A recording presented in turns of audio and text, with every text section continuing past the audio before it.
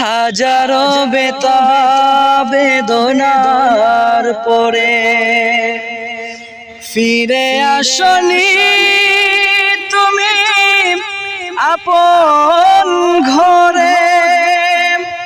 দিনের আলো তুমি ছড়িয়ে দিতে চলে গেলে মদিনায় মক্কা ছেড়ে।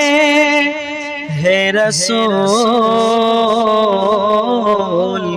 তোমাকে ভুলি আমি কেমন করে। হাজারো বেদনার পরে ফিরে আসনি তুমি আপন ঘরে।